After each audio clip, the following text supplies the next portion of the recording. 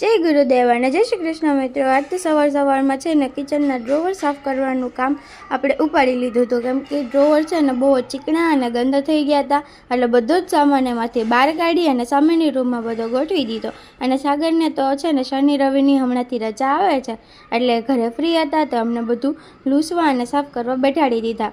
અને પછી આપણે બધા ડ્રોવરને મસ્ત મજાને ક્લીન કરી નાખ્યા। અને પછી મમ્મી છે ને બધા ડ્રોવરના વાસણ અમુક ચીકણા હોય એ બધા ધોતા હતા।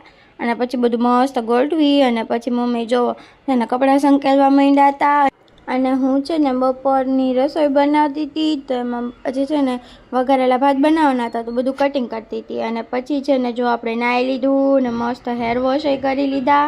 અને પછી ગયા હતા ઉપર આંટો મારવા ટેરેસ ઉપર, ને જો હજી કંઈ સોલારનું કામ આગળ વધ્યું નથી, હજી તો આવું બધું વેલ્ડિંગનું કામ જ ચાલતું હતું। અને અમારા સામેની બિલ્ડિંગમાં સોલાર નખાઈ ગયું હતું। અને આ બે જો એક ખોળામાં બેને બેસવું હોય ને પછી જો અમે બધા સાકરટેટી ખાતા હતા। અને પ્રિયા તો બહુ ખાતી હતી, એને તો બહુ ભાવતી હતી, ને હું તો નથી ખાતી, હું સંતરું ખાતી હતી। અને પછી અમે અહીંયા શોપ પર આવ્યા હતા, સ્કૂટર એક લેવાનું હતું, જો આ પિંક કલરનું સ્કૂટર અમે લીધું। એ છે ને એક ગિફ્ટ દેવા માટે લેવાનું હતું।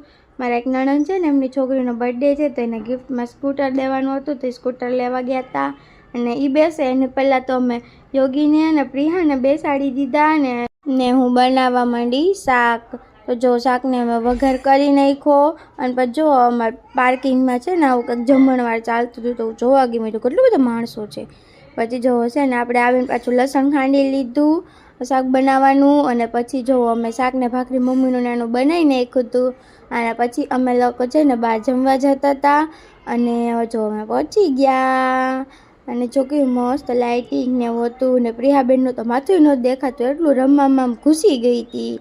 પછી એને ઊંચી કરી, અમે લોકોએ ઓર્ડર આપી દીધો હતો। અને પછી છે ને અમે વેઇટ કરતા હતા બધું આવે નહીં, કેમ કે બહુ જ ભૂખ લાગી ગઈ હતી, કેમ કે ખાસો ટાઈમ થઈ ગયો હતો, 9 વાગી ગયા હતા।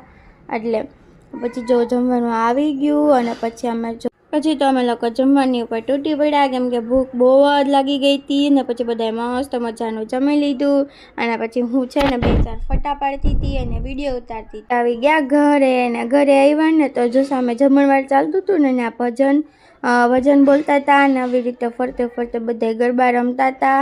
આજે તો છે ને અમારી સગાઈની 2nd એનિવર્સરી હતી, એટલે અમે લોકો બહાર જમવા ગયા હતા। અને ચલો હું સાગર માટે છે ને ચોકલેટ લાવી હતી, તો એને છે ને હું વિશ કરીશ, તો હેપી એનિવર્સરી। ને પછી એણે જો ચોકલેટ જોઈ ને પછી મને થેન્ક યુ કીધું, ને મેં એમને થેન્ક યુ કીધું।